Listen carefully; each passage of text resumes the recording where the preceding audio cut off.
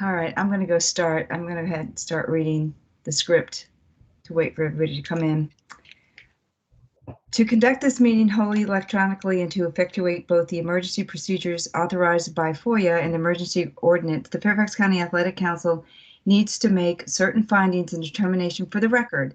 It's a bit cumbersome, so I ask in advance for your patience. First, because each member of the Fairfax County Athletic Council is participating in this meeting from a separate location, we must verify that a quorum of members is participating, that each member's voice is clear, audible, and an appropriate volume for all other members. Accordingly, I'm going to conduct a roll call and ask each member participating in this meeting to state your name and the location of which you are participating. I ask that each of you pay close attention to ensure that you can hear each of your colleagues. Following this roll call, we will vote to establish that every member can be heard, that can hear every other member. So, Jason?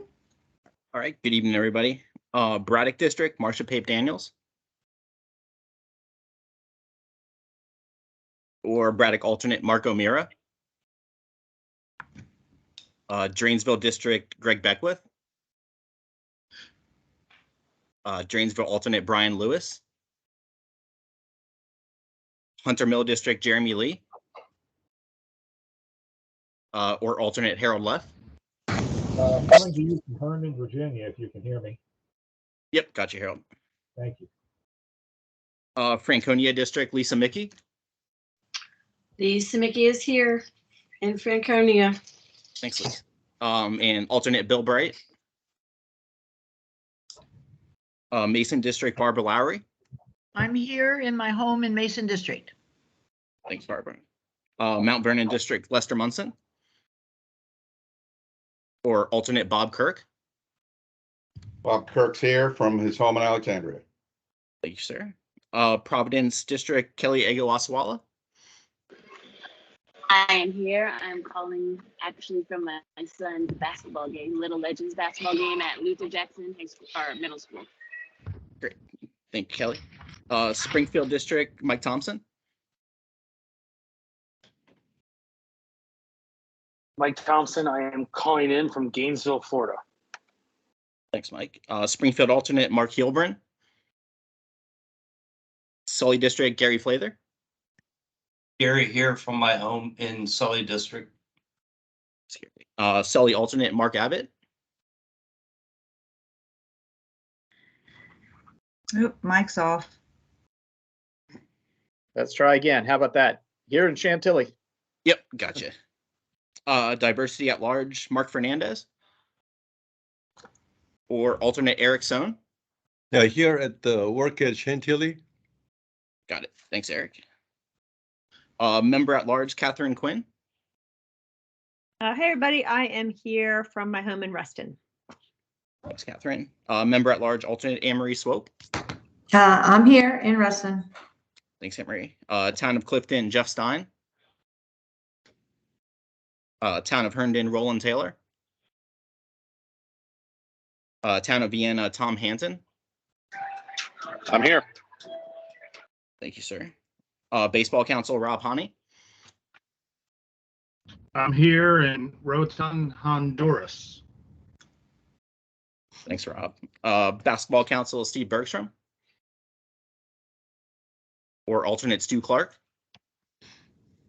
Fast pitch softball, Susie Williamson.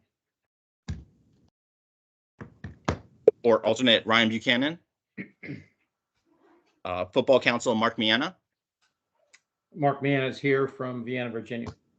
Thanks, Mark. Alternate, Ted Hollingsworth. Lacrosse Council, Marianne Wagner. Marianne's away on travel. This is Jeff Deal. I can stand in for her if needed. Gotcha. Thanks, Jeff. Slow pitch softball, Christine Iddop. Soccer Council, Lula Bauer. Lula Bauer here in Alexandria, Virginia. And soccer alternate, Trish Moxie. Trish Moxie here in Springfield, Virginia. Thanks, Trish. Volleyball Council, Rob Bailey. I'm here, Annandale, Virginia. Awesome. Thanks, Rob. Women's sports, Jenny Cantwell. Or alternate, Hillary Richardson. Good evening. Yes, this is Hillary calling from my home office in Reston. Thanks, Hillary. Fairfax County Park Authority, Mike Thompson still here. Kevin Williams. Yep, Kevin here from my home in Warrenton, Virginia. Thanks, Kevin. Fairfax County School Board, Dr. Ricardi Anderson. I am here and I think I'm on mute. Am I on mute? No, we got you. I am not. Hi, everyone. Thank you, Dr. Anderson. School Board Bill Curran said she wasn't going to be here. Vicki Garner Hello, I'm here from Burke, Virginia. and Paul Hatcher. Here from Centerville. And Neighborhood and Community Services, Lloyd Tucker. I'm here on 495 headed home. Thanks, Lloyd. Keisha Dodson. Here in Centerville, Virginia. Karen Navasado. I'm here in Leesburg, Virginia. And I see our finance manager, Nancy Bush, is also on tonight. You there, Nancy? Yes, I am. Reston, All right. Virginia. Thanks. That's it, Lila. We're all good. All right. Great. Hey, Jason. Yes. This is Marcia. Okay. I'm here in Braddock. Sorry. No I worries. was in- Thanks, Marcia. Thanks. Thank you, Marcia. At this point, I will pass the virtual gavel to the Vice President, Gary Flather, so that I may be heard to make the requisite motion. I move that each member's voice may be adequately heard by each other member of the Fairfax County Athletic Council. Is there a second? I second. Mike Thompson seconds. Who was that? Eric? Yeah, I second. Okay, Eric second. Any objections? Motion approved. Second, having established that each member's voice may be heard by every other member, we must next establish the nature of the emergency that compels these emergency procedures. The fact that we are meeting electronically, what type of electronic communication is being used, and how we have arranged for public access to this meeting.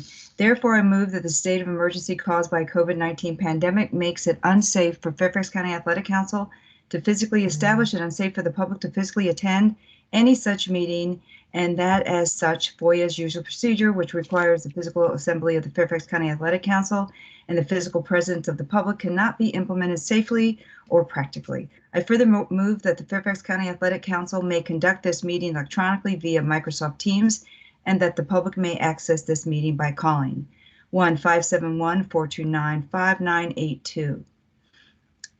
Reference ID is 196316911#. Is it so moved? Is there a second? Second, Rob. Eric second again. Any objections? Motion's approved. Thank you. Finally, it is next required that all the matters addressed on today's agenda must address the emergency itself, are necessary for continuity for Fairfax County government, and are statutorily required or necessary to continue operations of the discharge of the Fairfax County Athletic Council lawful purposes, duties, and responsibilities. Is it so moved? Is there a second? Want to go 3 times, Eric? Yeah, I'll second. Okay. Any objections? Motion is approved. Very good. Thank you so much. Welcome, everybody. It's great to see your tiles tonight. The second agenda item is citizens' opportunities. Do we have any citizens on this call, Jason? No? I'm not aware of any, Lula. No. Very good. Thank you so much. Any presentations to the council? Not formal, just the PowerPoint that you have from. Okay, very good. Thank you. Administrative items. Approval of the September 12, 21 minutes. Do we have a motion to approve our minutes? Motion to approve. Vienna. Mark Miano, second. Any objections? Perfect, so moved. The next administrative agenda item is the FOIA, follow-up from the FOIA presentation that we received last month. I have a bit of a slide deck. So this slide deck is just to briefly outline exactly where we are with this process in terms of meeting the requirements for public meetings. Can we, Jason, can we open that in the window, please? May I be heard before we get started? Sure. I am so sorry to interrupt. If I can say, I'm very glad to return back to be the board liaison to this committee. It was definitely one that I enjoyed, albeit it was a short period. However, this year I am the liaison to 2 committees that meet on the same night. So I have you all this evening, and then I have the ACE in a short while. So I will, because they're both virtual for time being, I'm going to try to toggle back and forth. So I'm here with you all from hopefully 6 to about 6:30, and then I'm going to jump in on their call. So I want to be sure if there's any inquiries for me that I hear about it. And particularly, I'm concerned this evening because we don't have Mr. Curran.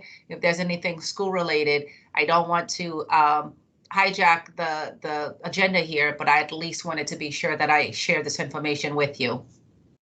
I think, Lula, I think Gary's letter should be bumped up to the top then. Okay, so it's 6:11. So shall we just go ahead and move on to committee reports now? Well, let's just do I would suggest that we just we discuss Gary's letter and the issues surrounding the school communication stuff, and then we can go back to the regular agenda. But that would guarantee, I think that Dr. Anderson is able to be taken care of. I Which agree. we appreciate her toggling between both. So, yes, Well, thank you very much. was I supposed to receive, because I did not for this meeting receive information. Was I supposed to receive this letter to which you're referring, or this is new? Yes, it was sent. Jason, what time did you send it today? It was like an hour ago. Okay. That's I probably why received it hadn't at seen 4:45. And it's a draft. It's not something we've sent. It's something we're getting ready to send. Yes. I got it. Yeah, so, Understood. I will take Gary could full- just talk about it. I have to tell you, I was in Girl Scouts up until I sat here.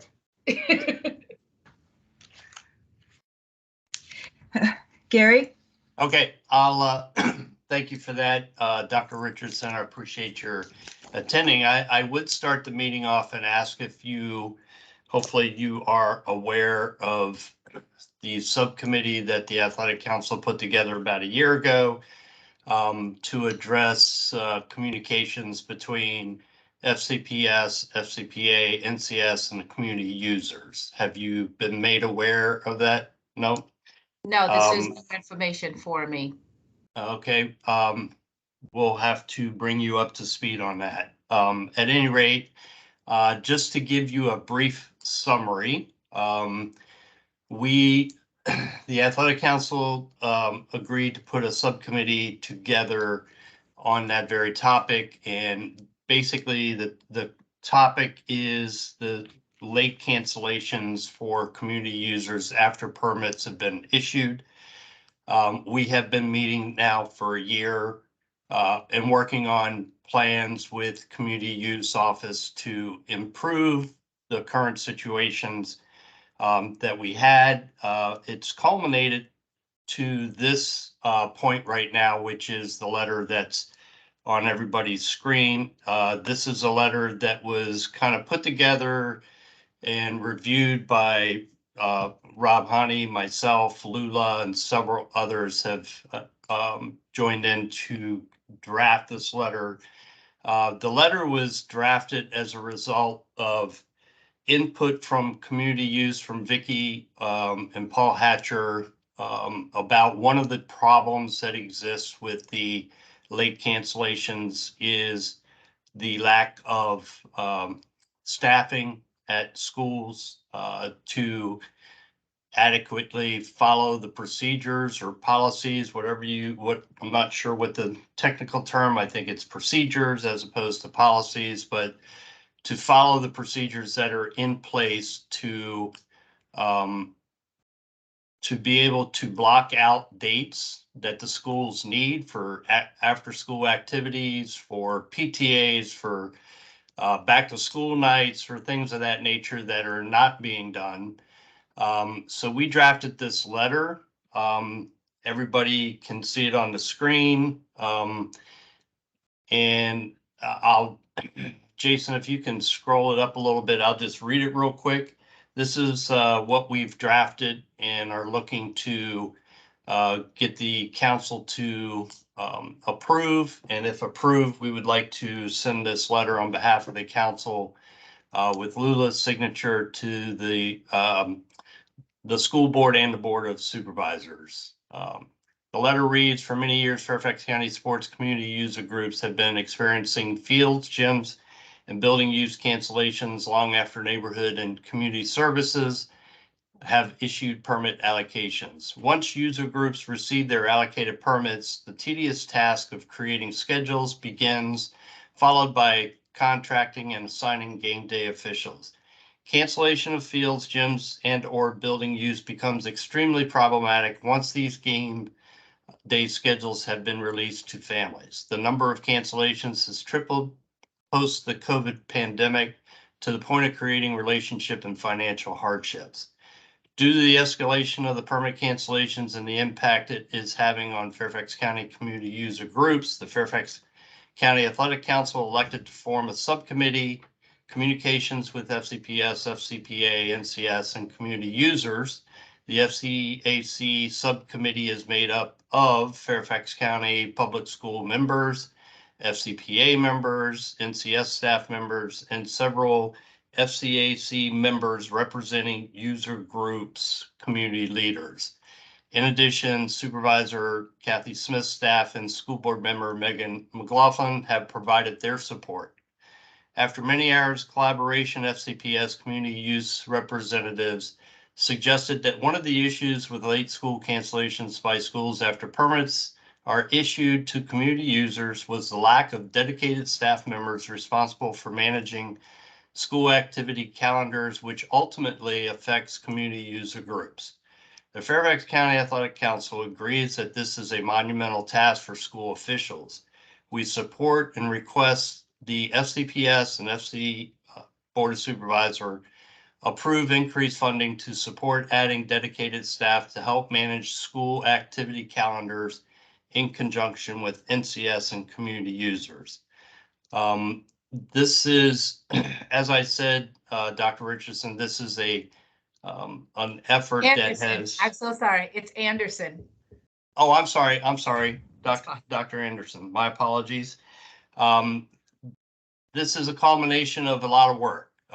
There's been multiple meetings, multiple discussions. There's been a lot of work. We aren't finished. The impact to the community users has been significant, and the impact, even with this letter, we still have work to do. I know NCS and Vicki Garner's staff have worked to develop a schedule where they're going to work with the schools directly on the 4 seasons in preparation for the 4 seasons to make sure the schools get the information into the system so that we can so that they can block out the dates that are necessary and not do it at the last minute, which we're all finding is very, very difficult. And then we have to pay officials, and it becomes a financial hardship for us, and it's a challenge. I do want to point out, since you've not been involved recently, that this doesn't have anything to do with emergencies or rain delays or anything of that type. We understand when schools have to cancel last minute because of that stuff. This has nothing to do with that whatsoever. This is late cancellations that should have been in the system prior to the season starting and the permits being issued. So that was on behalf of you. Now I'll go to the rest of the council, unless you have questions, Dr. Anderson. Go ahead. I do. I have a few questions, and then I have some commentary. The Sure. group that you put together last year to do the investigation that culminated in this letter, did they do any analysis in terms of where you're finding that you have more cancellations? Is it every single school in the division? Is it a particular group of schools? Do you have that analysis that can be provided? Yeah, NCS did, and Karen can speak to it, but NCS did analysis of the data of where it's happening, and generally speaking, and Karen can correct me if I'm wrong, but generally speaking, it's across the board, across the county. Okay. Yes, we have all that data. We worked with your staff, with Vicky and Paul on that. We have everything. If you wouldn't mind sharing that with me, I would definitely love to take a look. Another comment that I want to share also in full disclosure, my husband has been coaching for the Annandale Boys and Girls Club since my son was 5. He's now 13. And I have heard this in my own house from my husband, who's like, what the heck is happening here? So this is not a situation with which I am unfamiliar, because he coaches both my son and my daughter. Well, no more my son, but just my daughter at this point. So I know I've seen the frustration when it's the last minute trying to get all these families that have already committed. They're outside in the gym, they're outside of the buildings, and they can't get in. So my heart goes out to you, your coaches, and to those families. Thank you. I also know that as a former principal, sometimes things do come up, and I'm glad that you have identified that these are not emergencies or weather-related cancellations. It just seems to be a lack of administrative efficiency to ensure that the right people know what's going on, and so custodians or whomever are available to open the buildings. Is that what you found in your analysis? Was it a fact that the cancellation was because there was not a person there to open it, or because the space was double booked and somebody else was there? Can you give me some of those details? Yeah, actually neither.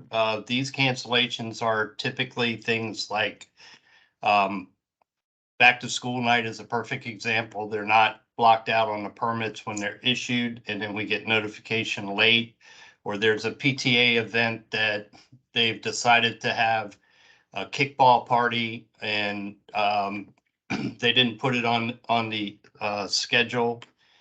So yeah, it doesn't have anything to do with those two ideas that you brought forward. Okay. And one last question, only because I don't know how it works here. I was a principal in Loudoun County, and it worked a little bit differently.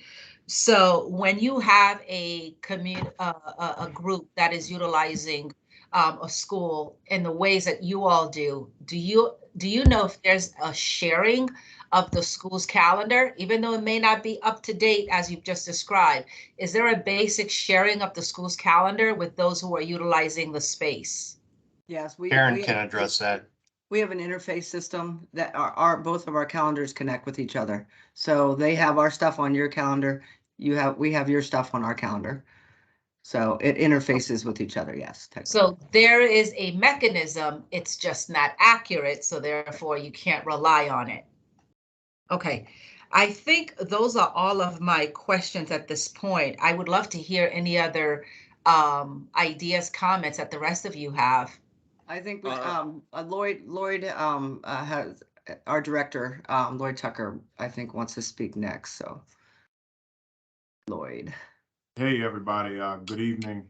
I did just want to say, number one, that I'm just really pleased with the efforts and the progress that Athletic Council, that our school counterparts at FCPS and with NCS have made with the conversations, with the recommendations that have been put forward by the Athletic Council, and the work to help correct the issues that were identified all throughout last year. But I also wanted to mention, and I appreciate the draft that Gary and our other colleagues on the Athletic Council have put forward tonight. But I would like to suggest that perhaps we provide this the draft once we provided the data that Dr. Anderson is requesting, as well as maybe a more updated draft after you all go through it and kind of wordsmith or do whatever edits are required. That as the school board liaison, we provide the letter to her to then present to the school board. When we request that when we request funding for operations or for staff, that's more of a school board and a superintendent role, at least how I'm seeing it. Because there were changes made in FCPS community use, voluntarily or to reorg how Vicky and Paul have their shop set up.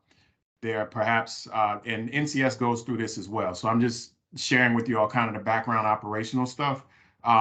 We have to fill gaps that we create as well. So since the transfer of funds, interorganizational transfers occur, it's then in the schools, I think, court to decide to make whatever changes. So I wouldn't say that the Board of Supervisors for Fairfax County would need to be given a letter or CC'd it initially, but perhaps through their school board colleagues can be made aware of what the athletic council has proposed or asked or suggested of the school board through our school board liaison. So I just wanted to mention that because it is an operational matter, and perhaps with more funding, maybe the school board and the school operations can make that decision. But I do ask us to advocate and to encourage and to show up if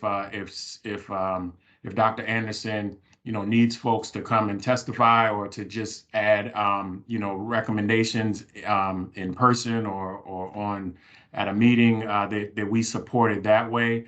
Once the letter is drafted, addressed to her to share as our board, as the advisory council liaison. Okay, thank you, Lloyd. I think Rob has his hand up. Yeah, Rob and Paul Hatcher as well. Okay. Yeah, so Dr. Anderson, it's great to meet you. I'm actually a high school baseball coach in the school system, but I'm also been on the athletic council for 22 years and involved with community use. So I see both sides of this. And as Gary mentioned in the letter, one of the big aspects from a funding perspective is the activities offices at the high school level are extremely overworked. They're managing PE departments, they're managing custodial departments, they're managing all activities within the school, and then also trying to manage community use. So the idea behind the funding aspect of this was to assist with that within a set of sub-schools based out of high schools, but to assist Vicky's and Paul's office. And I know Bill agrees with this, Bill Kern agrees with this as well, but just to provide additional staffing at the high school level and then below to manage this community use. So I just wanted to sort of add that as somebody who works in the school system, but also sees the community use side as well. Thanks, Rob. Who else did you say, Paul Hatcher? Yes, sir. Go ahead, Paul. Hi, everybody. No, I just wanted to add real quick. Maybe this gives a little bit perspective to Dr. Anderson. And this additional staffing, that came straight from recommendations from the schools themselves.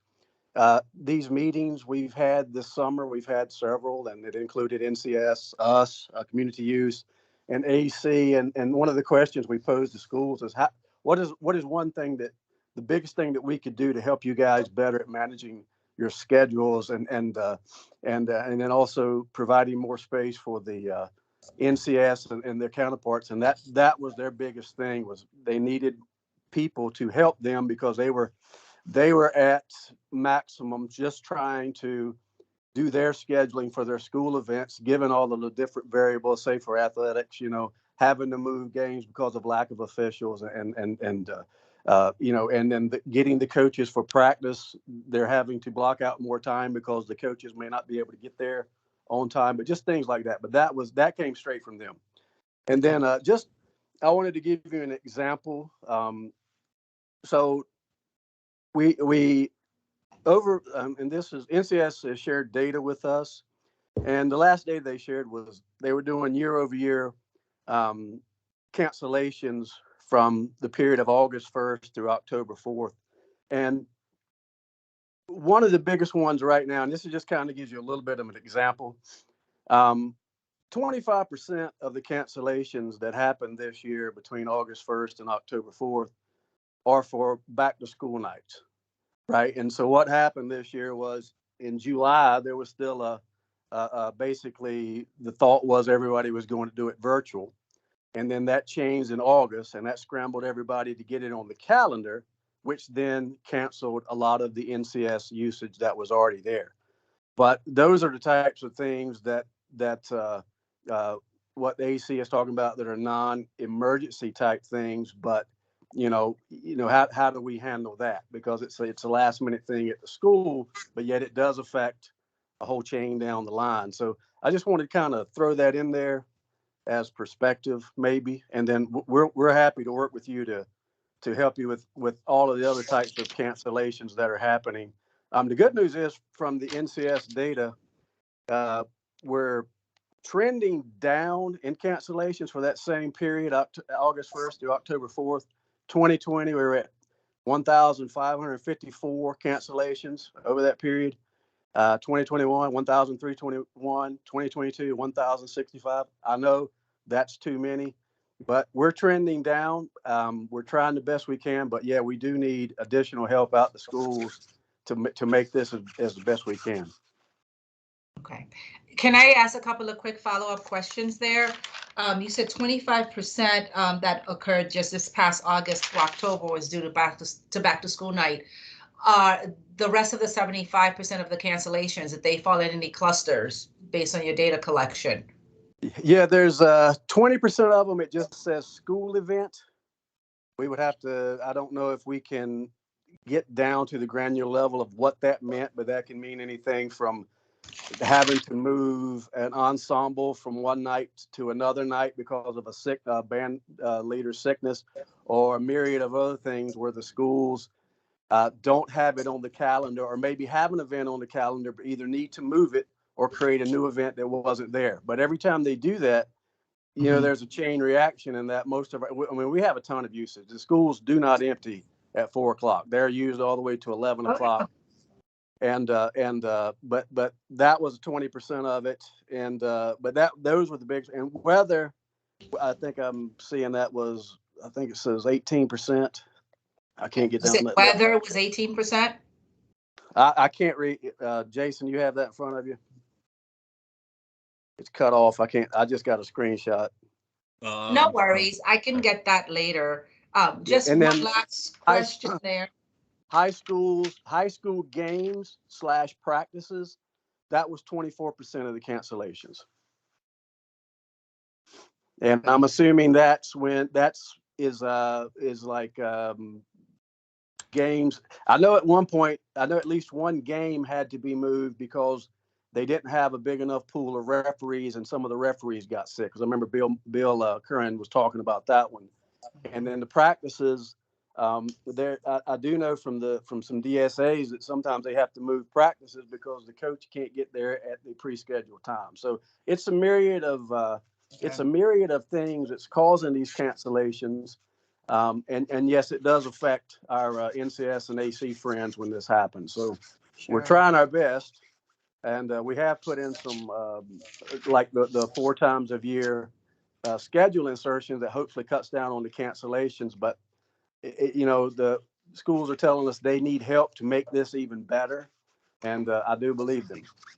And, I believe them too. But one of the other inquiries that I have, and you kind of answered it a little bit in terms of how the percentage of these cancellations that are occurring at our secondary schools versus our elementary schools.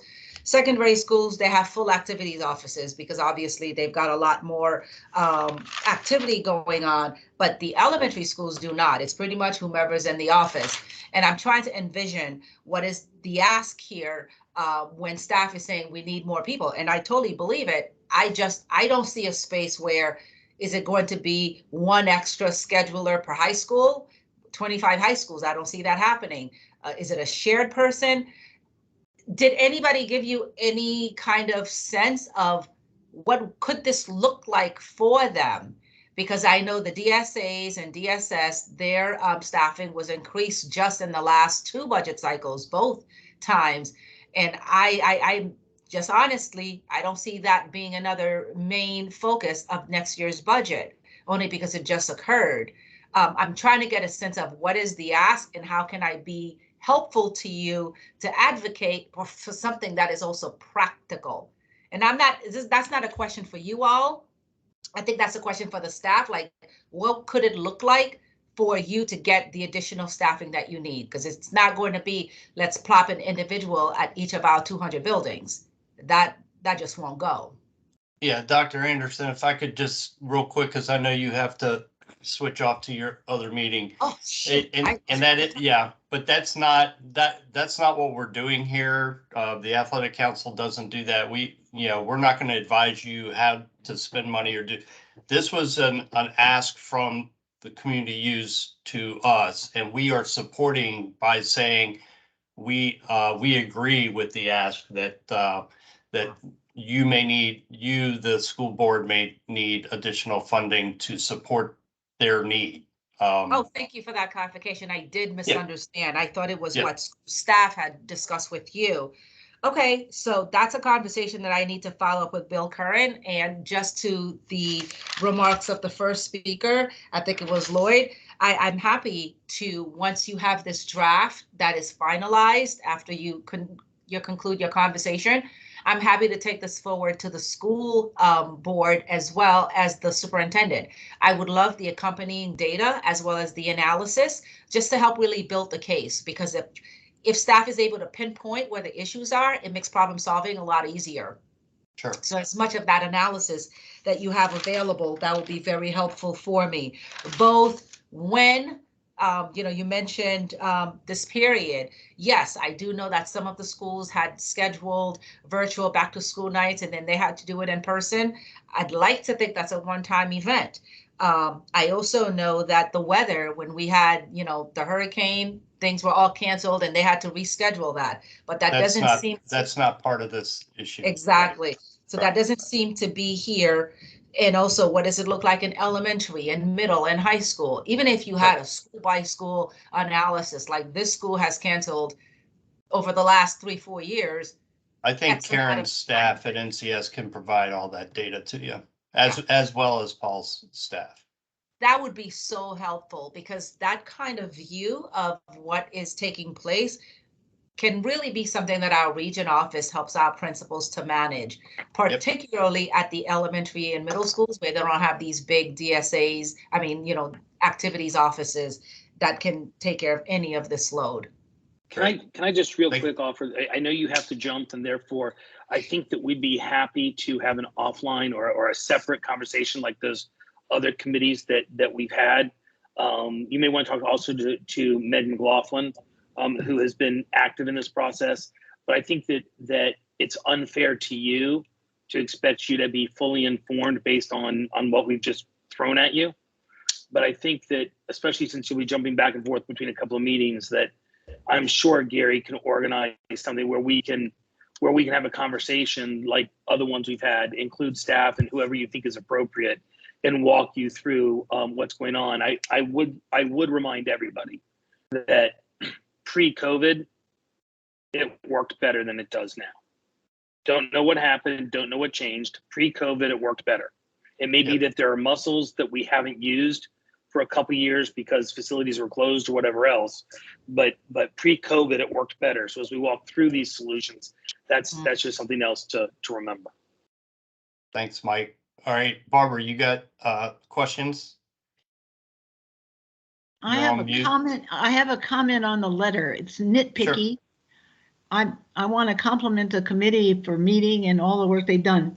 But if you start the third paragraph, it says, due to the escalation of blah, blah, blah, we formed a committee. Well, forming a committee isn't the objective. The objective is as a committee to do something, right? So you need an ending to the sentence beyond we formed a. Am I making sense to you? Yeah. I'm looking at it. As you look at that, Gary, just to add one thing, this committee, and Karen could look up the records, in the minutes, but this committee was actually formed pre-COVID. This issue was there pre-COVID. We did not start meeting, COVID hit, right? And then the committee did not start meeting till later. I do agree with Mike Thompson that 5 years ago, this was better. Okay, yeah. But the committee was created in 1819 timeframe. And we could go back to minutes. So all I'm saying is that's a great clarification. The issue existed. Yeah, that's a great just clarification. real quick. I just meant that it used to work well. Yep. Yeah, Dr. Anderson, did you have anything else? I know you want to jump to your other meeting. Yes. We'll continue forward with our discussion here. You don't need the details there, but Thank you. And anything else that you I did need? not set my timer either to kind of remind myself. I got caught up in your conversations. I would certainly love an offline conversation just to kind of get up to speed in terms of the work that's been done. Because again, like I shared earlier, I live this in my own home with my husband, who's a coach, and I see the frustration and how difficult it is to just change things at the last minute. So I would be more than happy to assist in any way that I can, definitely as a liaison to the board and to the superintendent, but also to lend my voice and advocacy for why it's important that we do better. Because at the end of the day, 1,000 cancellations, that's a lot. That's a lot for a school year. Yes. But I'm also I'm so much anticipating that data, because if 65 of those are coming from one site, that's an issue. Right. Well, we thank you for your support and advocacy. It's needed. We think we have a lot of information that we can certainly share, and I'll certainly follow up with Karen and see if we can't get something set up with community use with Paul's group and yourself and some of us. So all right? Should I have Ms. Coffey, my assistant, reach out to you, or should we just wait for you to reach out to us? I would, why don't we do it through Vicki and Paul? If you guys feel comfortable with that, you can work with Dr. Riccardi and Anderson and just let us know when, and we'll join you. Yep. Okay, I'm so sorry. Tell me again. I'm going to have Christy reach out to Lloyd, and who else? Well, your staff, Paul Hatcher and Vicki Garner, who are the community use FCPS staff, they're online here too. Oh, okay. So I will have Christy reach out to you, and then we'll take it from there. All right. Fantastic. Thank you so much. Thank you. I'm so Okay. sorry. Hopefully one of these meetings move, because it's going to make for a very long Wednesday for me. Yes. Thank you All for right. joining. Thank Of you. course. Good night, all. Good night. Jason, I'll let you go ahead with the hands. I know we have several, I think several up. Paul and Mike, are those old hands or new hands?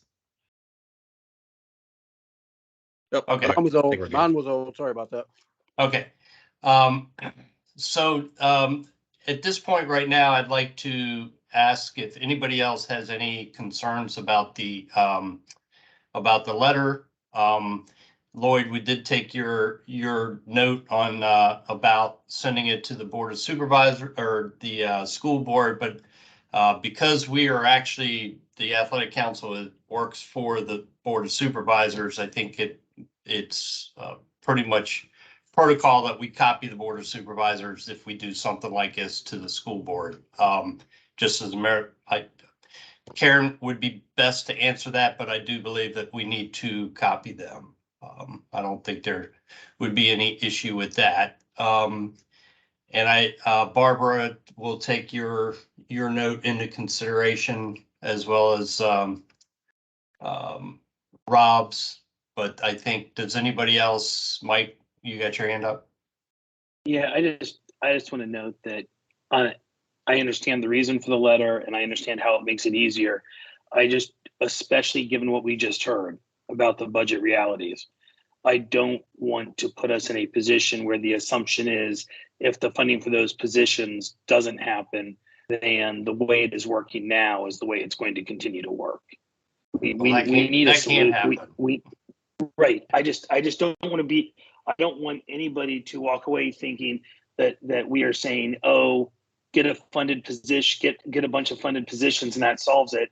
Oh, they didn't get them. Therefore, what's happening now is So- appropriate. We're going to have to solve it. So without Agreed, having Steve McLaughlin to help us with wordsmithing anymore, where we say we support and request the CPS, would it be better to say we would support the idea of funding, additional funding, instead of saying we request it? Because I hear what you're saying, makes sense. Yeah, and I think, Gary, I would suggest that, because I think Lloyd has some good guidance. Maybe you and I and Lloyd can have a follow-up phone call so we can get the exact wording of how, how we should write it and address it. Is that okay with you, Lloyd? We could talk, okay. Okay, and we need to include Lula since she's going to sign Yes. it. Yeah, okay. Okay, then the four of us, and we'll get Okay. that, and we'll get that taken care of offline so we can keep the meeting moving for you guys. Yep, okay, so if there's no other info, I'll leave it at that and say we'll wordsmith it better, and then we do need to can we take a vote now, or do we need to wait until it's wordsmith? I think Marcia Pape has her hand up. Oh, Yeah. okay. Hi, Marcia. Hi.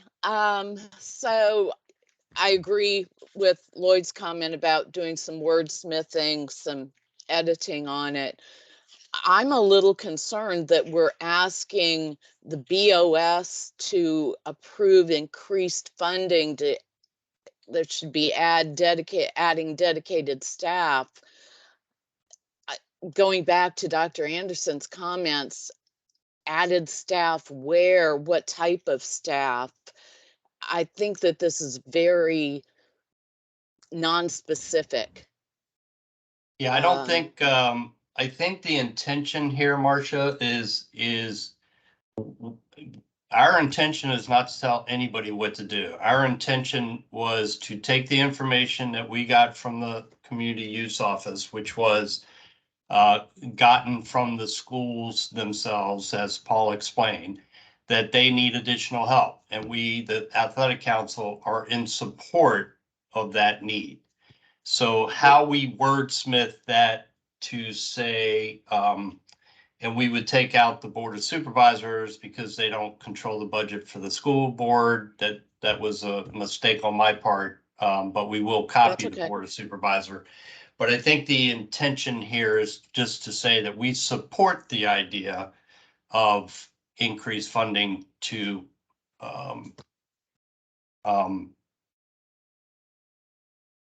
better handle the after school activities, however we want to wordsmith that. And I think Karen's right. I think Paul's staff might be able to help us in properly wording that along with Lloyd and his staff, if that makes sense. And I would suggest one approach to Marcia's point. Instead of being specific about funding things, maybe it's that, there should be resources dedicated to solving this problem. It may be resources the school already has, that FCPS already has, versus new money from the Board of Supervisors or whatever else. But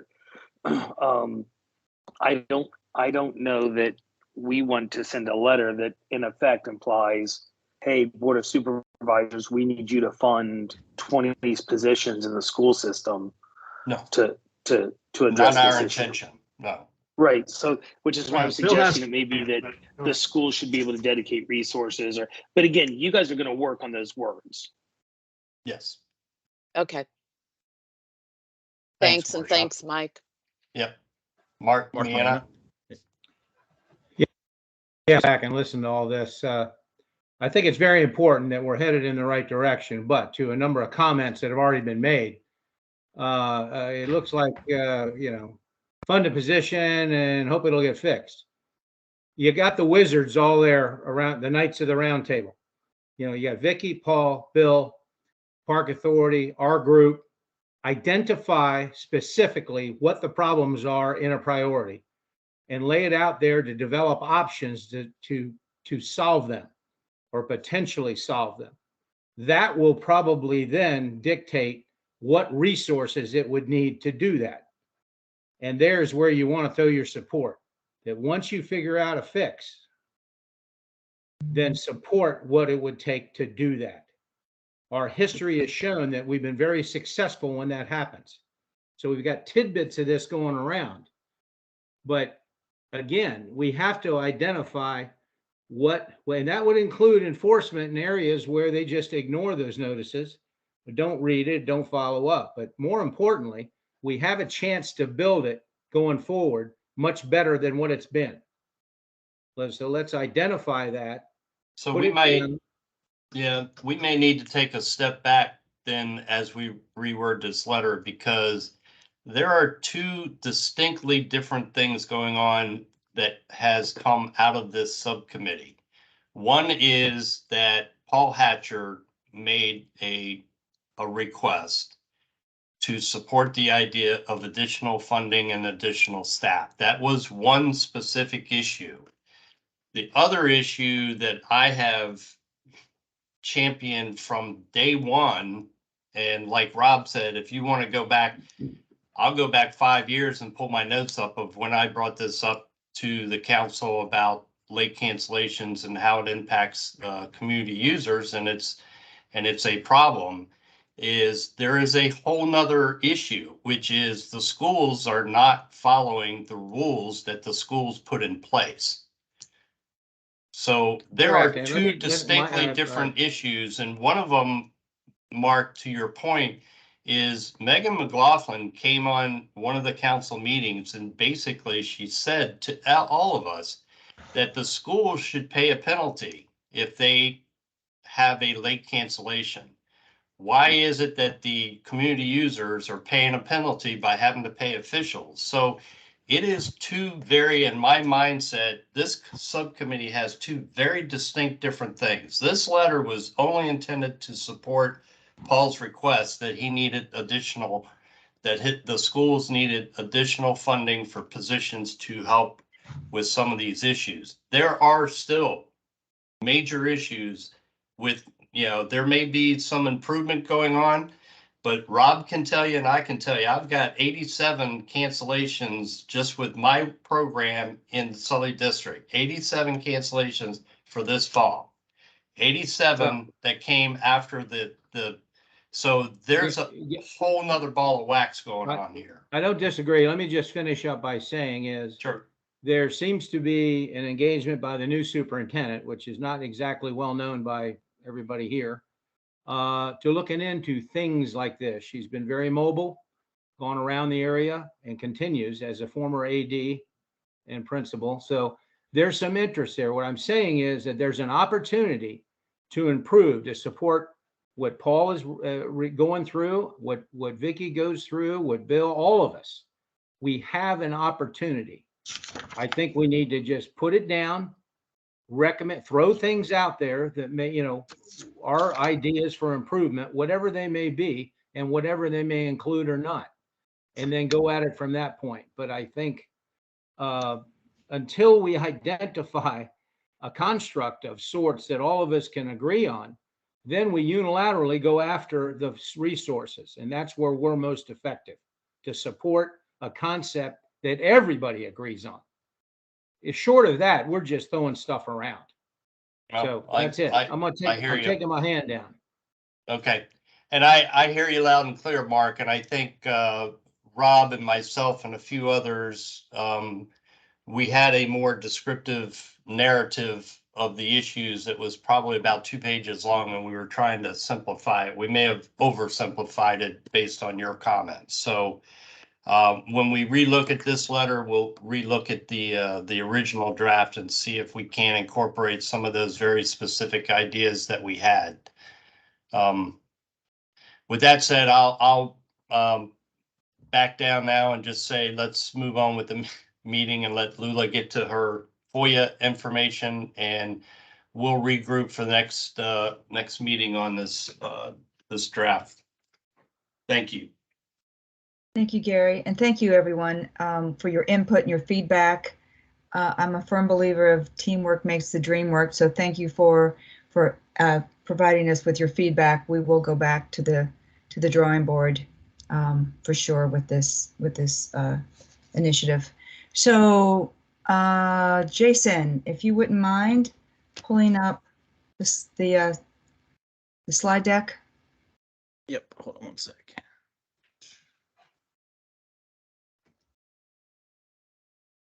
So this is basically what I'm going to get ready to go through with you is the planning process of which we have in place and the timeline that we have in place. So last month, as I started saying last month, Jill Clark came out and presented the new requirements for the public meeting once the state of emergency is lifted.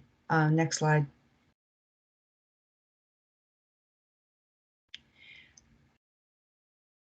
For remote participation policy formulation committee, we have the council officers. If anybody else would like to join us, I've spoken to a couple people. They've had some great input. Appreciate the input if you would like to join us. But basically right now, the council officers and NCS are working on a proposal to present to the council in November. Today, I'm just going to talk about the policy formation plan. We're going to view the exceptions with everyone. There's not everyone was on the meeting last month. That'll be done now. Then we're going to collect data. That'll be done in October. We're going to formulate a policy in November, and then we're going to present to the council for approval or to go back to the drawing board by November.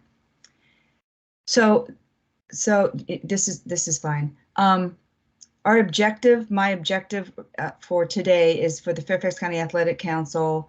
Our objective is to approve a policy for remote participation for council members and all virtual public meetings. So when I went with the all virtual public meetings, when I went through that and I was researching that, it simply means that we are permitted to have an all virtual and not a hybrid where you have to have a quorum in terms of being present and in person in order to be in compliance with the FOIA once the board of directors lift the current state of emergency. And there is no drop dead date on that. I spoke to Jill Clark, who presented last month in great detail. I had a lot of questions. She was absolutely amazing. There isn't a date, but there is speculation that perhaps it might be January. So I feel our timeline is in line with that speculation date that they're going to lift this state of emergency. Next slide, please. So just briefly, I wanted to reiterate what remote participation exemptions, there's 3 of them. There are 3 circumstances that will permit exemptions from attending the Fairfax County Athletic Council meeting in person. The first one is if a member has a disability or a medical condition that will prevent them from physically attending. I've already heard from one member, and unfortunately that member has developed cataract to the point where they're not able to drive at night, yet they're not full blown enough for them to have them surgically removed. That would be a disability in terms of not being able to participate. A council member's family member has a medical condition that requires the member to stay in their location to care after that family member. A Fairfax County Athletic Council meeting member principal resident is over 60 miles away from the meeting location. Those 3 circumstances, there's no limit to the number of in-person meetings that that there's no limit for the number of virtual meetings for those 3 circumstances. So the next one, limited remote participation. There is one circumstance that permits limited remote participation from attending the Fairfax County Athletic Council meeting in person, and that's a personal matter. A council member is limited to 2 or 20% of meetings, whichever is greater. So those are limited and they can't be back to back. Next slide. Fairfax County Athletic Council may hold all virtual meetings. Right now, just right now in this particular moment in time, I have 3 times per calendar year. The only reason why I have 3 times per calendar year, because the criteria is 2 times per year or 25% of your 12-month calendar. Initially, I took 10 months and then 11 months because we as a council either not meet in December or maybe July. And so then actually we looked at the bylaws, and the bylaws does not state that there's a particular month that we don't meet. It basically says we're 12 months, but that's something we're looking into. But let's just say it is 10, 12 months. It's 2 times per calendar year that we are permitted to meet completely virtual, like we're doing right now. The Athletic Council has adopted an all virtual 3 times a day if under these conditions, and that is that the Athletic Council has adopted an all virtual public meeting policy, which cannot be held in consecutive months. So these are the criteria. The next slide, please. So where we are right now, where we are here and now is we are still in the formulation, and these are our steps. We reviewed with the council the exceptions. We now are going to collect data. And what data are we going to collect? The data that we're going to collect is we're going to send out a questionnaire of which Jason will be collecting the information to see how many council members meet the 3 full exempt criteria: medical condition, taking care of a family member, and then living 60 miles or more away from the meeting location. We're going to formulate a policy taking into consideration the process of once we process the requests for the remote participation. Action during meeting for remote participation will be in November. We'll bring it back to the meeting next November. Then we'll present to the council for approval, or like I said, to go back to the drawing board, which will be another extension perhaps into December. But our timeline is to have this all wrapped up and approved by the November meeting. So in the case that we don't meet in December for whatever reason, and they do lift it in January, we'll be ready to move forward. So that's where we are. Are there any questions? Jason, if you wouldn't mind, just go ahead and closing that out. Yeah, Gary and Mike Thompson. Who's I think Gary was first. So the one clarification that I need, and I don't know if Karen is the one to answer this or Jason or whomever, but we have 23 members of the council and we have 23 alternates of the council. And the way the bylaws are written is when you go to an in-person meeting or you adopt a virtual type of meeting, there is a requirement for a quorum to be present in person. So my question is, how is the quorum determined? Is it determined from the 46 people? Is it determined by the 23? If somebody is virtual and the alternate is in person, does that count as towards the quorum? So I think that, for me, that question needs to be clarified.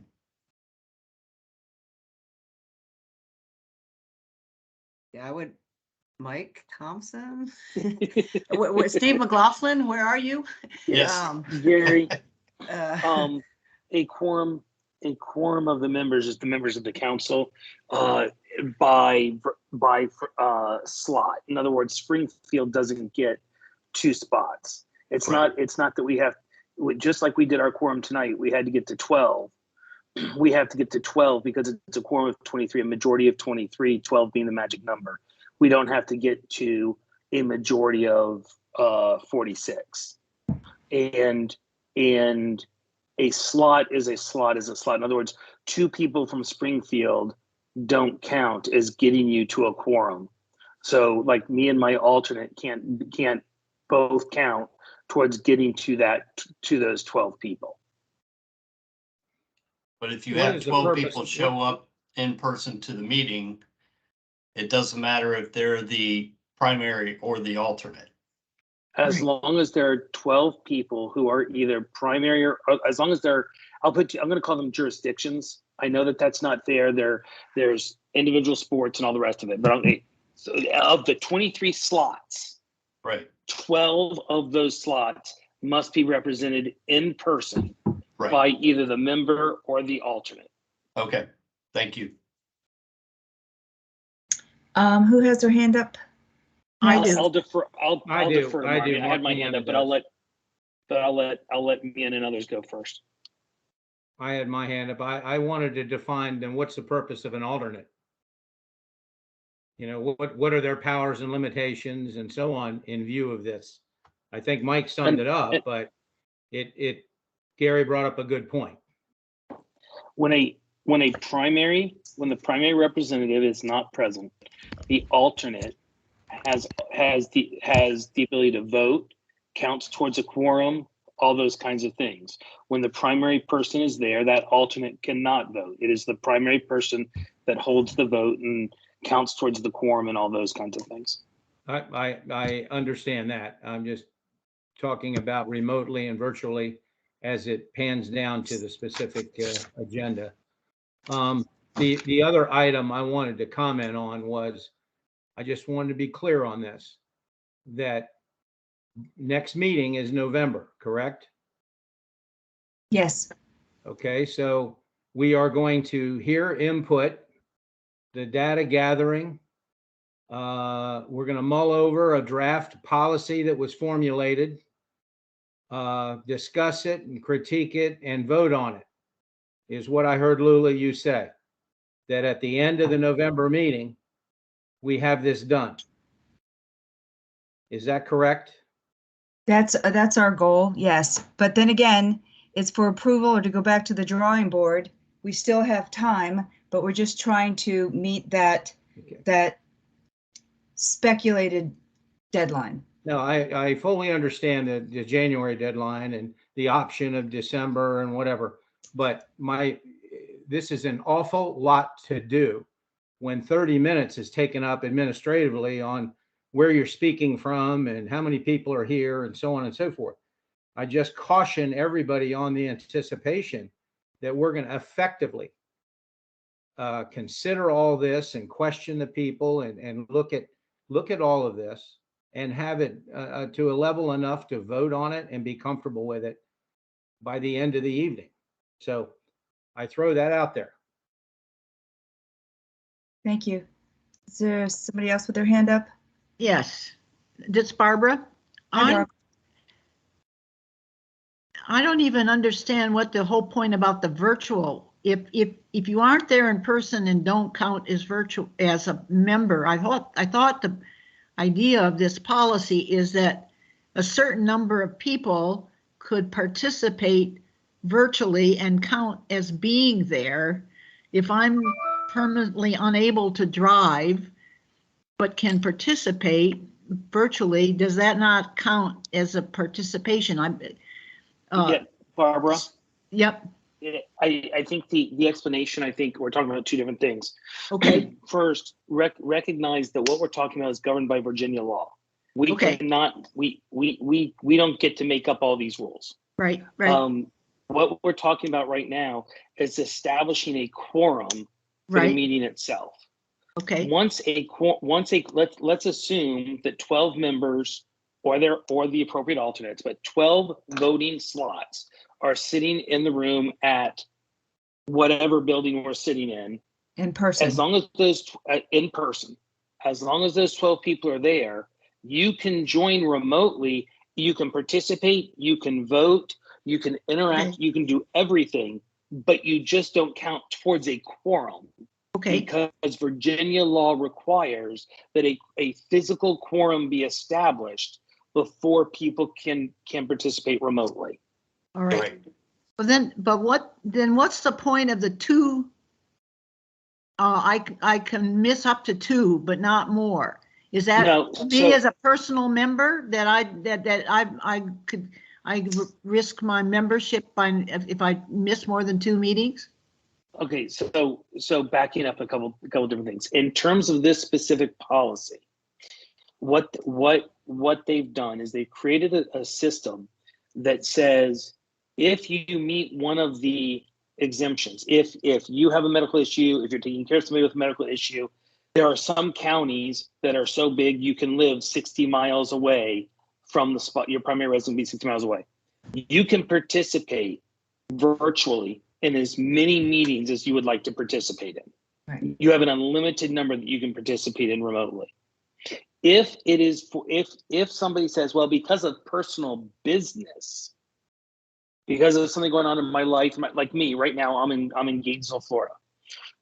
If I was in Gainesville, Florida on personal business to go see a soccer game, which is kind of why I'm here, then I can do that, but I can only do that a limited number of times each year. So that I can't just say, you know what, I love the athletic council, I want to stay involved, but I'm just not going to bother showing up anymore. The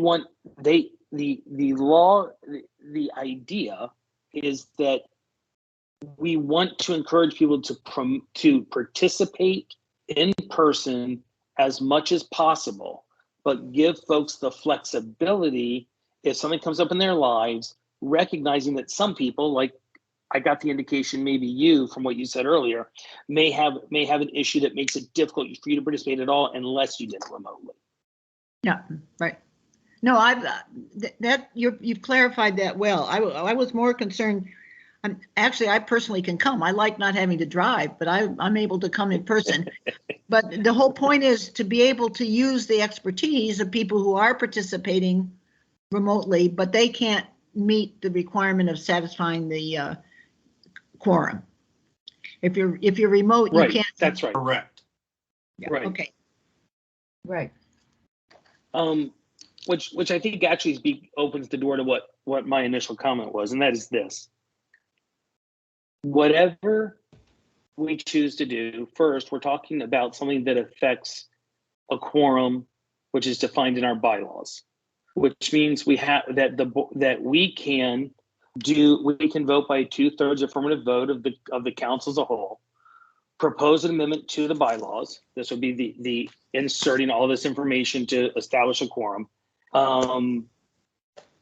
And I would note that has to take place 1 month before taking a vote on the amendment.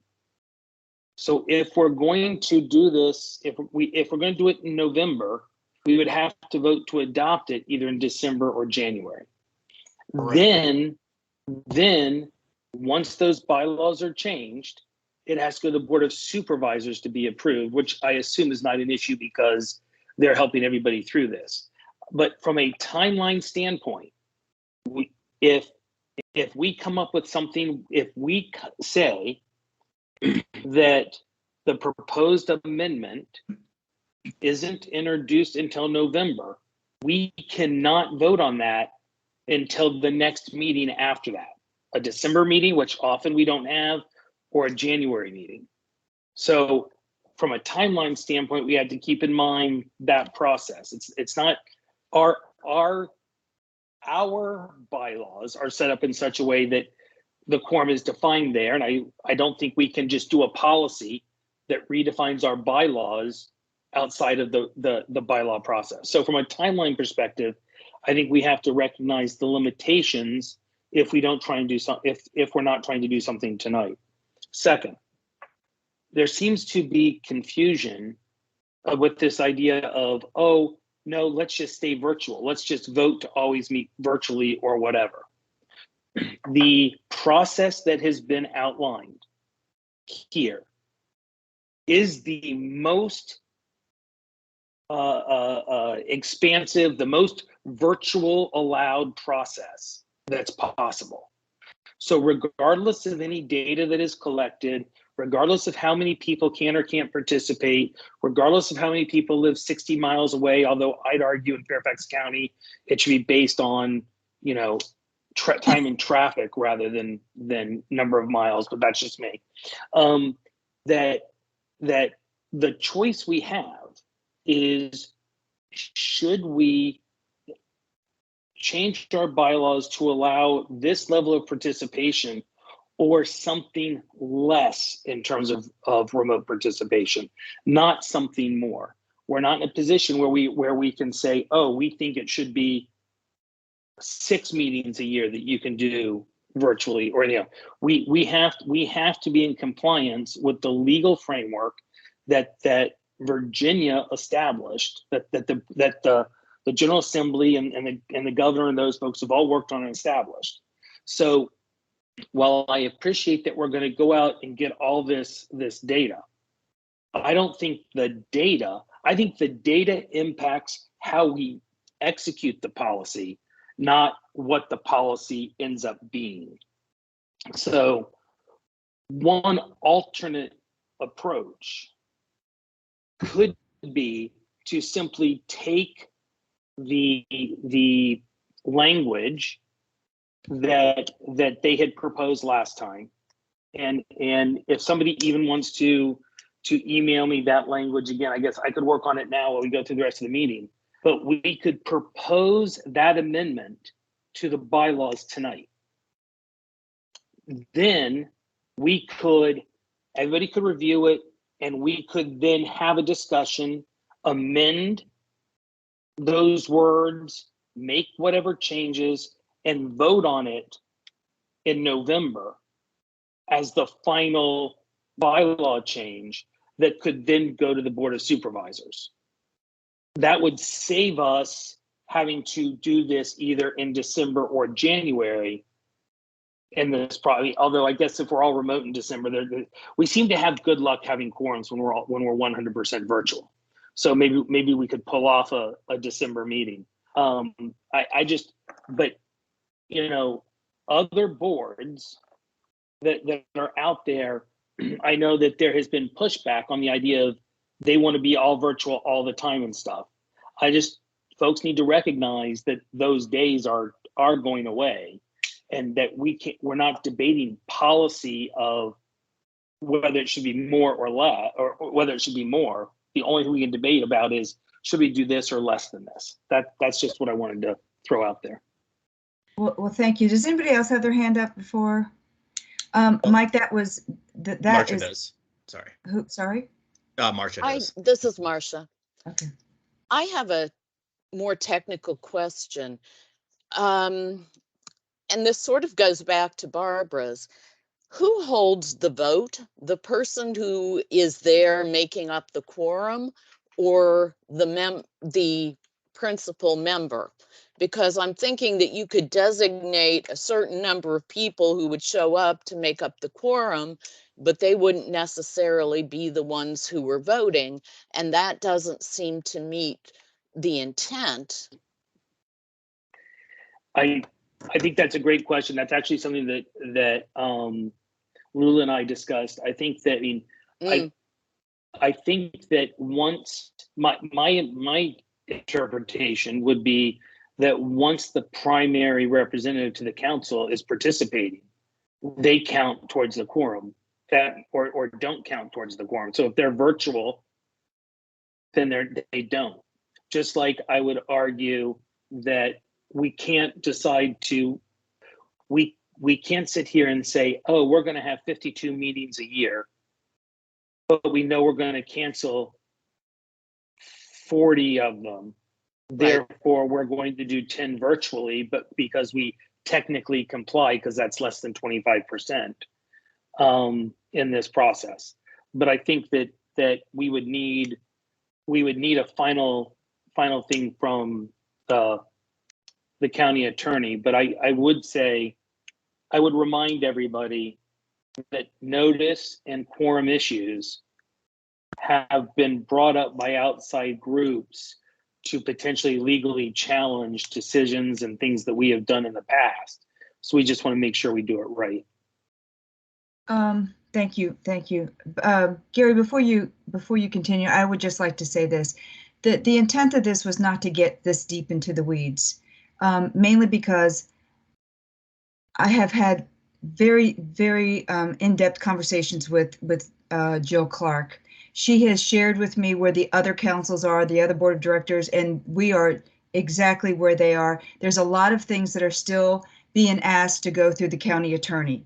So we will be doing that when we meet. You bring up some very, very valid issues. Those issues we've talked about already in terms of formulate moving forward. We will be looking into that, researching that to include the bylaws. So if there's, Gary, if there's anything else that you'd like to say, I would like to move forward with the meeting. Gary? Yeah, if I could just real quick on Mike's comment, just to think about, I think if the quorum includes alternates, that then allows for a primary person to attend. And as you said, Mike, earlier, once that quorum is met, if the primary person is then allowed to attend virtually and they have the right to do everything, then their vote would count over the alternate who's sitting in the office as a quorum, just for thought. And we can move on. Which is why I think it would affect the quorum issue. And Right. you know, I just think that I think we're getting wrapped around the axle of the details of how to execute a policy that's been handed to us, where we're all going to have to get used to it. But that I'm pretty sure that whether we were to do it tonight, whether we do it in November, whether we do it in March of next year, the words we're going to use aren't going to really change. We might tweak a word here or there, and or a who you report to kind of thing. But this is kind of being handed to us. You're right. You're exactly right, and I don't feel comfortable moving forward with it. It's such an important initiative. I would feel more comfortable if we just move forward. But you bring up some really good points, and we definitely have a lot of questions for the county attorney as well as Jill. That she's gotten from other boards that she's and several times I've in my notes, she goes, I've taken that to the county attorney. So we will be doing that research and legwork for the council and be prepared based on the everything that was shared tonight to look into that. So if there's no other questions, I would like to move on with the meeting. I would remind you that I know you invited more people to attend, that if the three officers and if more than two council members are together to do council business, it needs to be a We'll publicly make sure we noticed post meeting. it for an open. Yeah. I just want to avoid. I've in the past been the one that yells and screams about FOIA stuff and doing business on email and everything else. Just a reminder that we don't want to screw this up. Yeah, I appreciate that. Yes, we've discussed that we need to make sure the public is aware that we were meeting because there's more than two of us. So thank you for that. Let's move on to reports by sports representatives. Jason? Oh, was there more committee reports before that? Nope. Oh, I'm so sorry. There are. I'm sorry. The APR RT. Karen or Susie? Yeah, I don't know if Susie's on or not, or Rob is on, Lula's on. We're really we're kind of trying to wrap it up. The committee has gathered the data, reviewed the data, has verified some inequities since 2007, so that we need to get back on track. We're currently writing the report to try to submit that to Chris in November, beginning of November, for him to review. And then probably in November, we will be at a place where we can really report our findings to you guys and our recommendations. And then in December, we'll be taking it to the board. That's really all I have. Was there anything else, Lula, Rob? Or I don't know if Susie's on. Rob is. No, I think that's good. Perfect. Yeah, very good. Thank you so much. All right, we will now move along. Reports from the sports reps. Jason, you want to start? I think there was two. Wasn't there champions of character and sports scholarships on there? Yes. I don't. Yes. Oh, there is? They're on there. I think there was agenda, a new agenda that went out. Okay. Oh, So what I have for I was going to do it under our report out, but that's fine. We can do it now. Champions of Character. Chris had asked if we could try to get that back on track, back to the October date, back to the character counts month. where we were pre-COVID. So we're going to push that to October, but I will ask you guys to really do a big push now to get some nominations in, so we're not waiting, to try to scramble in September to get these nominations in. We've had, ample time, so really reach out to your groups. We'll do the same, but we're really counting on you guys since this is your program. It is the Steve McLaughlin Champions of Character event, so let's really do it right, and do a nice job. I don't think it's doing it justice if we just get one nomination per district. There's so many wonderful kids out there and players, and parents and coaches. So I really asking you guys now to make a big push to start getting the nominations in, and we'll really make it a really nice event in October. And then the scholarship program, that's kind of new business, but all I will say about that is I would like to launch the sports scholarship committee. So we'll have to figure out who was on it in the past and who is on it now. I think there needs to be an equity review of that. I know that we just got additional funding last year for it. There's been some requests recently for other sports to be included in that, sports that, like swimming or track or that kind of thing. And I think we need to really review in depth the policy and the program. So my request is to get a committee together with you guys to really dig in and work on that. I think Mark had a question. Yeah, did I hear you correctly about the Champions of Character is in October? Yeah, it's always been in October because it's in line with character counts. And the reason why it was pushed to a virtual, I think it was in the spring last year, was because of COVID, but they want us to try to get it back. Last meeting, I was told it was and we were told it was March. It had been moved to March. Right. October of next year, Mark. I know. Okay, so we're going to go March, October. Well, it's always been in October. We were going to do it in March. We tried to get the board auditorium and all, but all the budget meetings and everything, there's not a single date open. And so when we discussed it with my leadership, we'd like to try to get it back to the character counts month. Chris Leonard even mentioned that as well. And that'll give us more time for you guys to get your nominations in, because right now we don't have any. So I think that'll give us more time to do that. I'm just confused because I was told that, yeah, there were some initial issues with the scheduling, but I understand they selected a day and cleared it. It was not clear. We were not able to get the. So there's been an update since last meeting on that. Yes, this is my update. Yes. Okay, so when is the Champions of Character Award going to be? It's in October. My admin was working on the date today. So I will send out as soon as we get it. We should have something hopefully by tomorrow, or Friday, and we'll send it out and put it on our website and send it out to everybody. Yeah, but we only have 13 days left in October. Next October, Mark. Sorry. Okay, so we're not doing anything for a year. Yes. Okay, because I briefed the McLaughlin family to circle the date. I mean, that's why I'm really concerned about this. And I am dead surprised about this because I was told I had permission to go to let them know to circle the date on this. So is there another location that we can discuss offline? Because I don't want to get into that. I was just told that had been already decided by staff. So my point is this: if it's changed and it's not going to be actual, we're actually not going to have presentations until next October, then I just want to know that that's the case. And then that said, then when is the deadline? Are we going to just honor the kids, up until what point? Where's the cutoff? How does that work? Well, I think that we need to get the Champions of Character committee together to discuss it.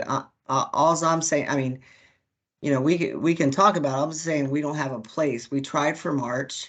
April, I heard, is not a good time. And then when I discussed it with with my leadership, they said, could we try to get it back to how we had it before COVID? And that's October, in line with character counts. And so if there's a lot of opposition to that, then I can look at Karen, it. we're not, if I There's understand no opposition, correctly, we're just confused. we're not reinventing the wheel. We're just saying that the exact same process we had before for selecting kids and parents and the adult coaches and everything else, with an October event, which is where it used to be, we're going to use that exact same process, and we're going to do it in October a year from now. And, you know, we often don't have the date a year ahead of time, but I think to Mark's point, we want to let the McLaughlin family know once we want to work with them in particular this year so that we can do it in a time that the McLaughlin family can be involved. But we're just going to take the exact same template we've used before and say October 2023 at some point when you tell us we're doing it at that date with the exact same deadlines and processes for the kids and everything else, right? Correct. Okay.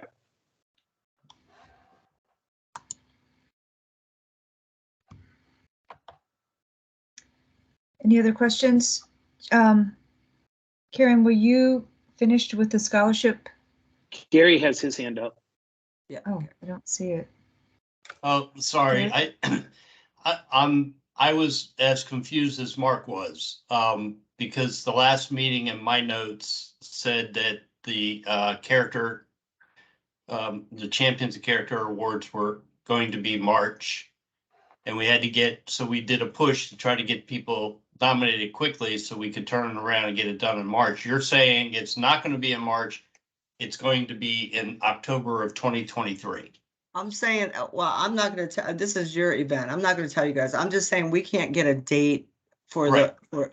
So it's just a misspoke. It was a misspeak from last meeting where we said it was going to be held in March. Because I have that in my notes too, because I had my board meeting and told everybody the event's going to be in March. So Right. we're not doing it in March. It's going to be probably in October, date to be determined. Unless you guys want it earlier. I mean, unless you want it earlier, then I understand. Okay. I just think character counts. I think there was just some confusion. I was equally confused. So This is what was told to us, that it's moving out of the, whatever you call it, the terrarium and moving into the Board of Supervisors chambers. And the available date was one they were all working on because those are limited. And a date had finally, by meeting time, had been selected. We assumed it was approved.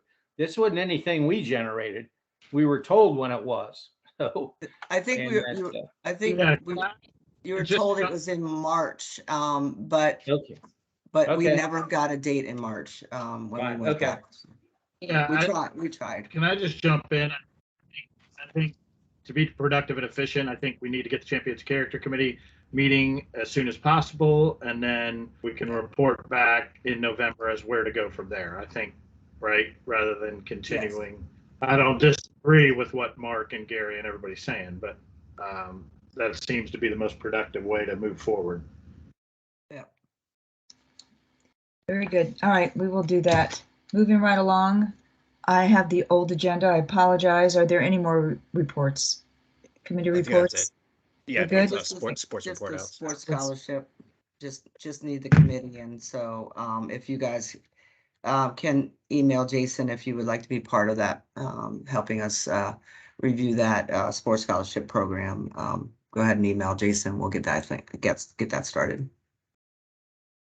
And I would just want to add to what Karen just said. We are trying to, it's our budget season now. Like someone mentioned early on in the meeting that, there was the additional funding that you all advocated for that was added. So we are also trying to increase that as well. So we'll be putting in another ask, but we would like some guidance from you all around that. So more to come with that. Okay, thank you. Jason? All right. Baseball Council, Rob? I'll be quick. We got about 3 weeks left in our fall baseball season and then hunkering down for the winter, but everything's going well. Pretty much Little League Babe Ruth, Little League Babe Ruth travel. Everybody ends in early November. About it. Thanks, Rob. Going down, football council, Mark. Moving along and progressing as intended. That's all. Lacrosse, Jeff filling in for Marianne. Fall tournaments are underway. Winter leagues are starting to form, and planning for spring rec leagues is happening now. NVYLL is going to experiment this year with a modified season ending before Memorial Day based on feedback from the community to see how that plays out. That's all I've got. Thank you, sir. Soccer council, Lula and Trish. Trish, are you still on? Yep, like Bob, we've got about 3 more weeks of regular season games, and then we'll go into postseason. Thanks again to NCS for all your help with squatters. Thank you. Volleyball council, Rob and Anne Marie. Well, hello. So we're finishing up next couple weeks the boys volleyball high school season. The elementary and middle school season goes until mid-November, but that's going along just fine. Girls high school is about to head into playoffs, so we'll hear a lot more about that in the next couple weeks. And then club season is getting started as well. So boys teams have already had most of their tryouts the first week of October. The girls are going to start basically here the first week of November and get going there. The younger ones start first, and then we'll have high school after state playoffs. That's it. Thank you. That's it, Lula. I think it's next section. Okay, very good. Matters of interest from governing bodies, school board? Oh, no? School board or FCPS? Oh yeah, FCPS. Yeah, I was like, I'm not school board. I'm not going to answer for school board. Around, I want to remind everyone about the election coming up, and as it pertains to the athletic council, on the night before, on the 7th, November 7th, there will be no inside usage. Outside is fine. On election day itself, there will be no usage inside or outside, as per regulations from the election board. Just want to put out the reminder. Thank you. Is that it? Vicky, did you say there's, that the election board says there's no use of the school on Monday or Tuesday? The election board does not want inside because they set up in the gyms, the elections. So that's what has happened, why we do not have any inside usage, because they use the gyms for the voting location. On election day themselves, again, the gyms are set up around, and parking is of an issue. That's why outdoor is not available. So okay, so gyms are closed Monday and Tuesday. Fields are closed. Gyms and fields are closed Tuesday. Correct. Okay. And the blocks are already in, so this should not be a permit that will be canceled or anything, because blocks have been in for my team since last June. Thank you. Okay, that's all I have. I don't want to take up any more. Thank you. Thank you, Vicky. Park Authority? Yes, there you go. Good evening. Jason, can you pull up a couple of updates on projects? Our typical project update. There's not a whole lot new from last time. The biggest one, when he gets it up, will be the Patriot Park update. We're sitting at about 85% completion right now. We're still waiting on lights and power need to be brought in. Restrooms as well need to be built.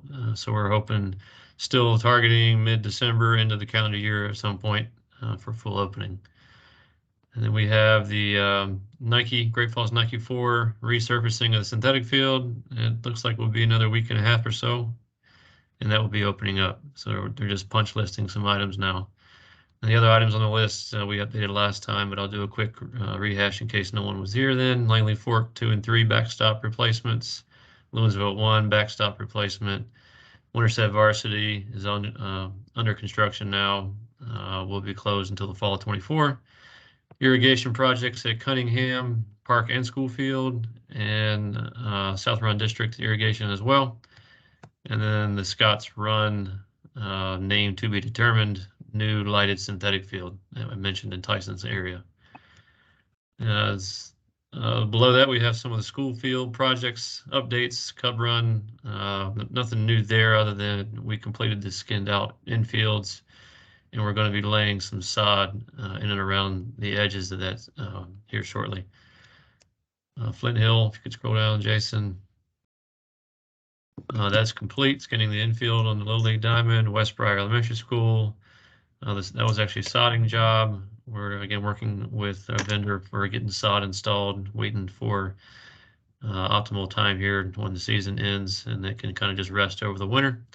And Lease Center, Thoreau, Holmes, or I'm sorry, Lease Center and Thoreau are complete. Holmes Middle School rebuilding the infield is in progress.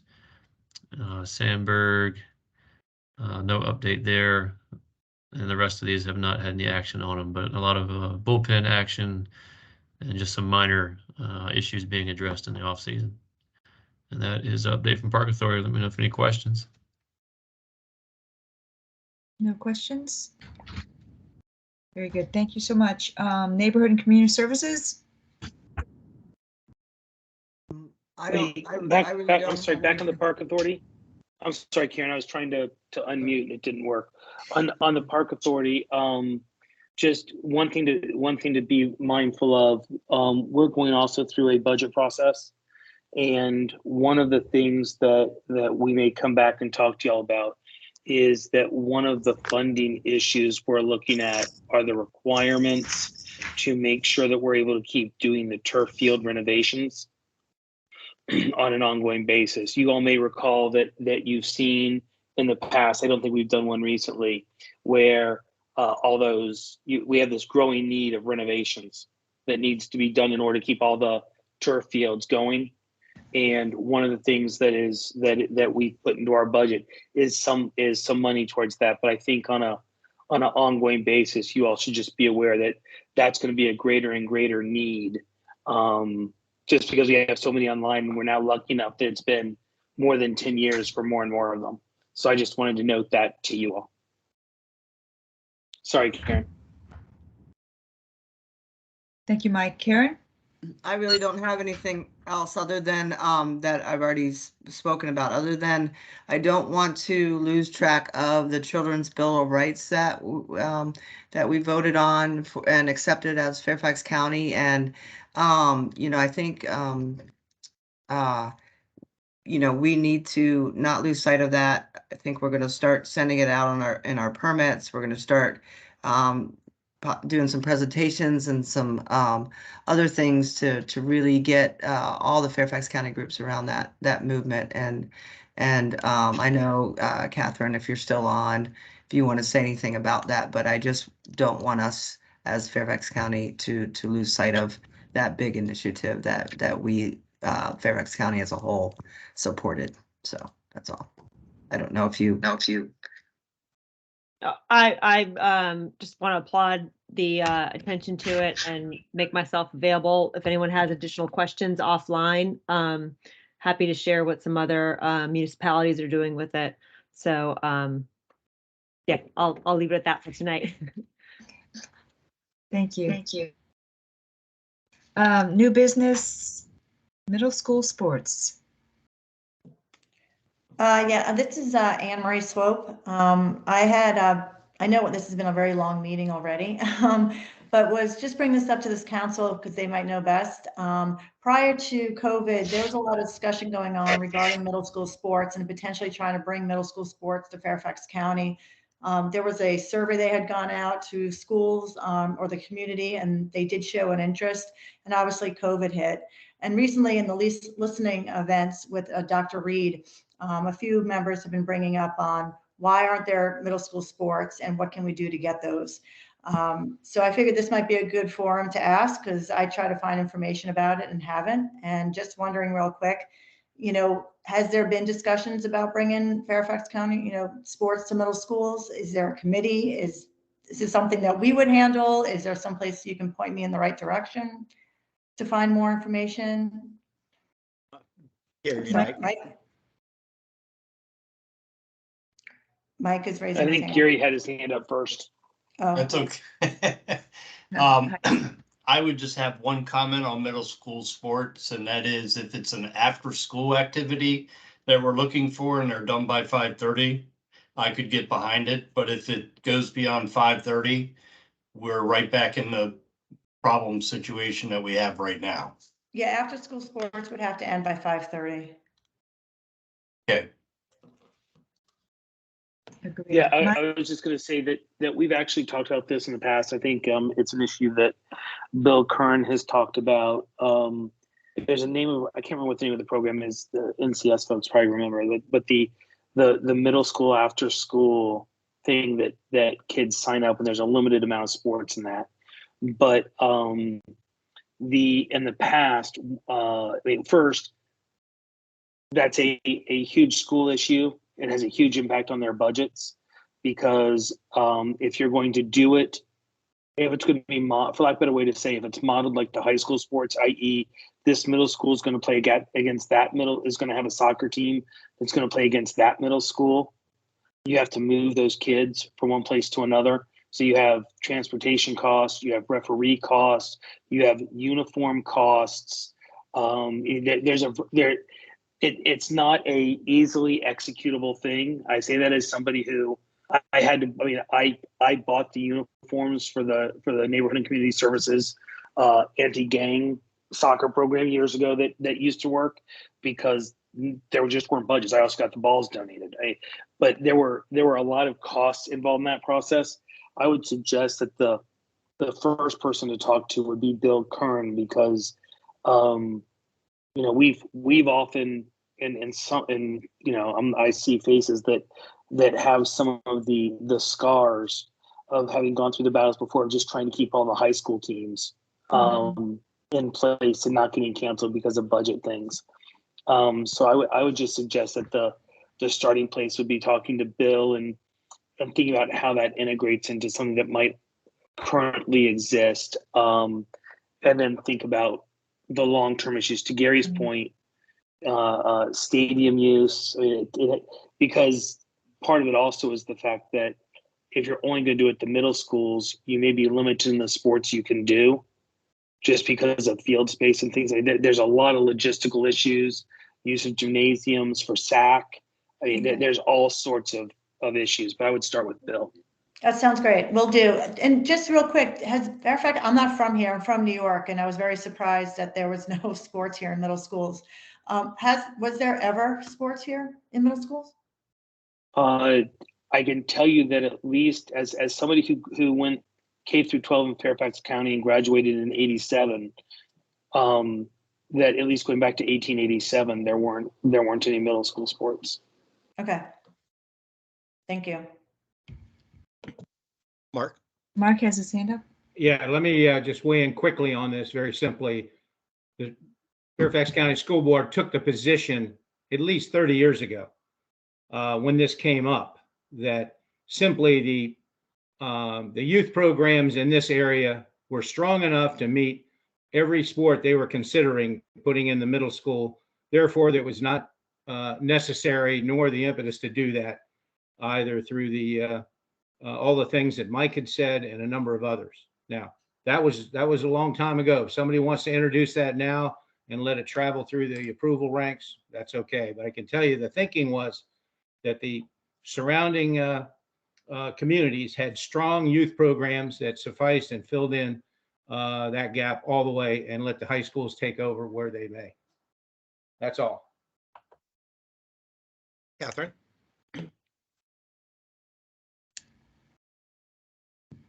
Sorry, could not unmic. I think this is a really important topic, and I think we know from the data, especially for girls, there's such a huge drop off in participation at that middle school age. And to Mark's point, I don't know that the community programs still fit that bill. They may not. I don't know that information.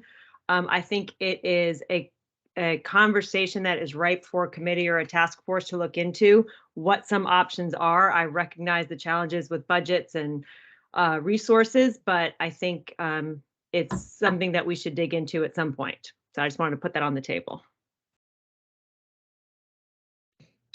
Okay, Catherine, if you want, this is Anne Marie. I can go ahead and set up a call with Bill and reach out to him to see if we can set something up just to have a Somebody has a phone on.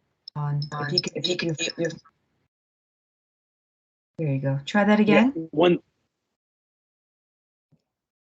Oh, I was just saying to move things along. This is Amber. I can reach out to Bill Curran and Catherine if you want. I can include you on the email, reaching out to him to try to set up a conversation, follow up to this.